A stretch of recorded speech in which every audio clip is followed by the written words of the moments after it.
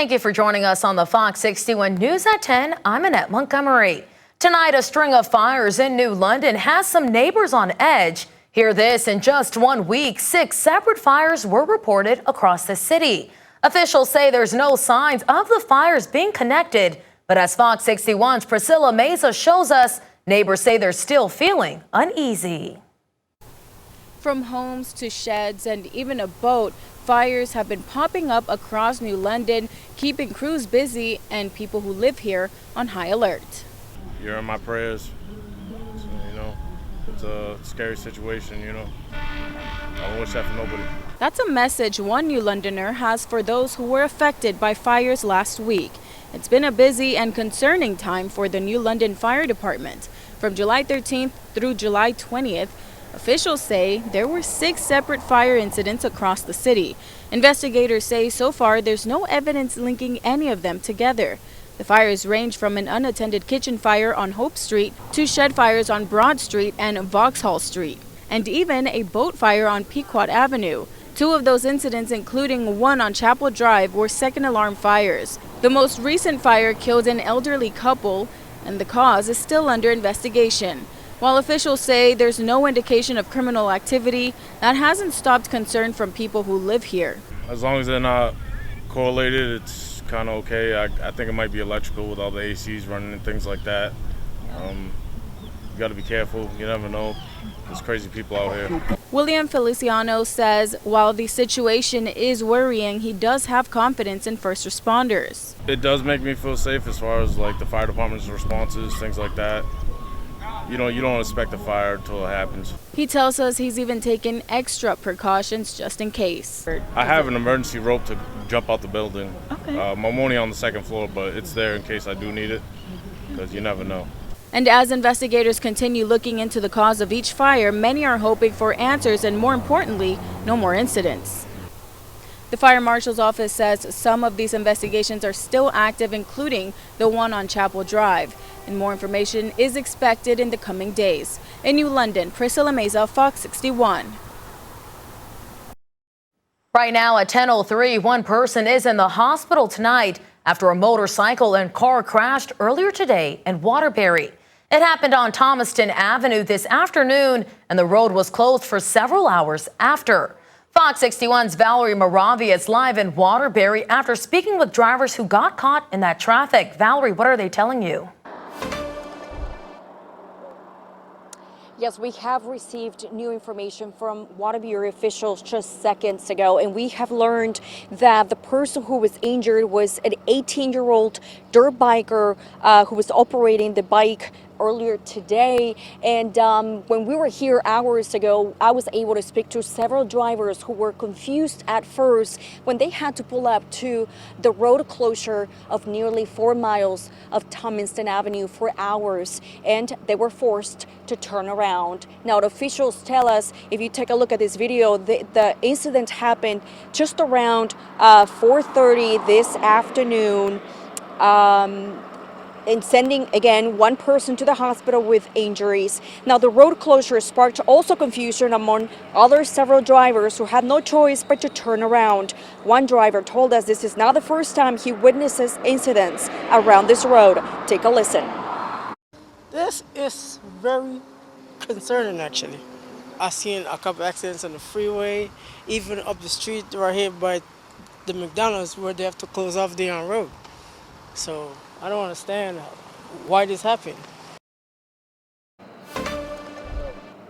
Now the roads are back open, but again, the latest information we have received just seconds ago tell us this was a motorcycle versus car incident, a crash early this afternoon. The only person who was taken to the local hospital for treatment was the 18-year-old biker who remains in critical condition. Now, police also tell us the people in the truck were not injured and none of them were taken to the hospital. Now, the investigation unit will be on the scene and they will be investigating the cause of the crash. We'll keep you updated as we gather more. For now, live in Waterbury, Valerie Moravi, Fox 61.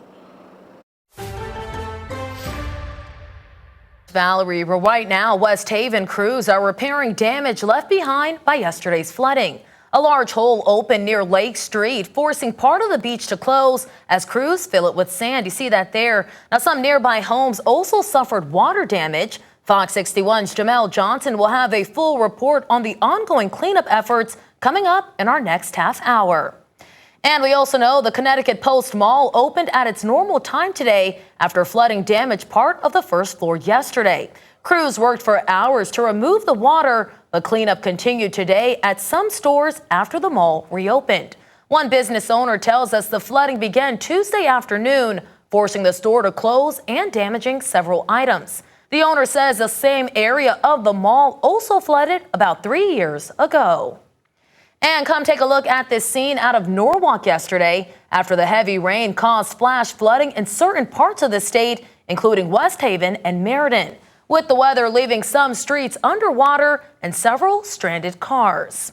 And I'm joined by Chief Meteorologist Rachel Frank. Rachel, seeing those scenes, it's kind of insane to believe. I actually looked at 30-day rainfall totals, and the southern half of the state has picked up as much as a foot of rainfall over the last 30 days. And most of that is over the course of the last week or so, Saturday and yesterday. But we get to breathe a sigh of relief now.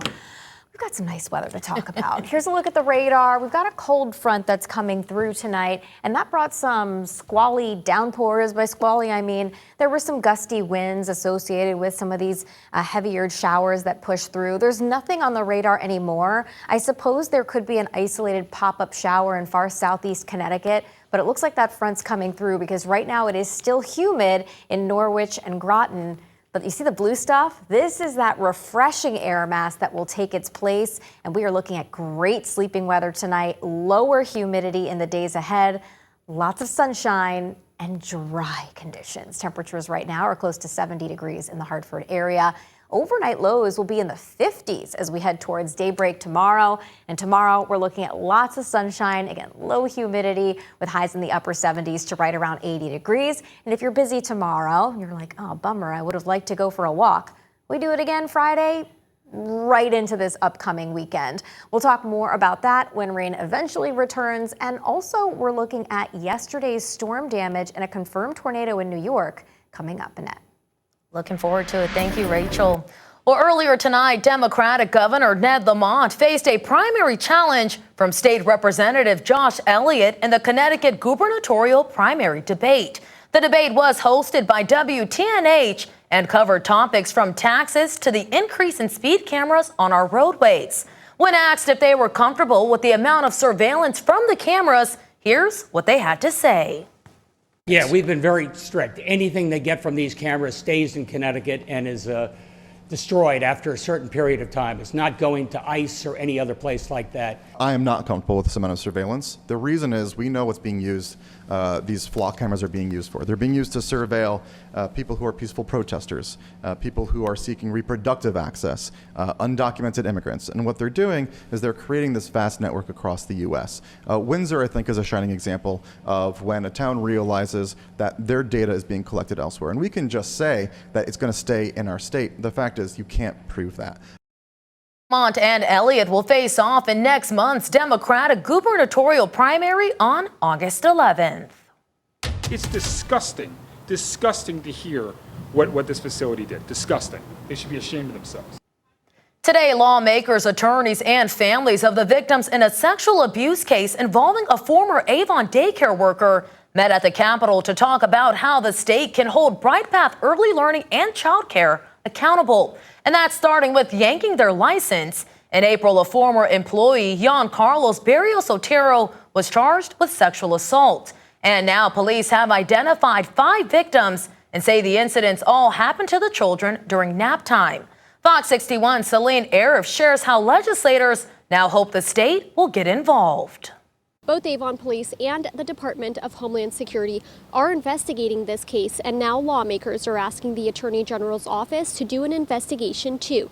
Given how long the abuse went on, they say more children could be in harm's way if the company isn't shut down sooner than later. There were multiple failures that occurred here, and nothing was done about them.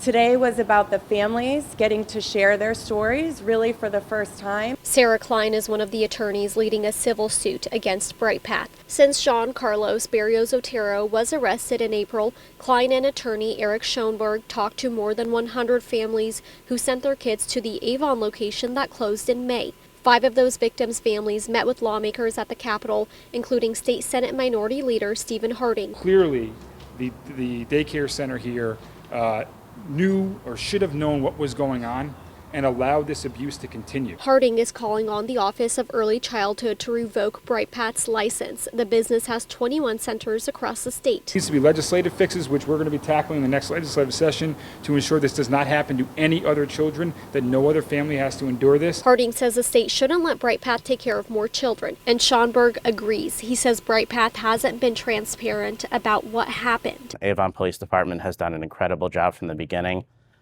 I can personally confirm that they are looking into multiple other potential victims, several, and there will be more. There's only so many they can do at a time. Klein says they've talked to former employees, including some who only worked at the Avon location for a day because of how bad conditions were. She says they felt intimidated and threatened when they complained about serious issues. Things didn't just fail once.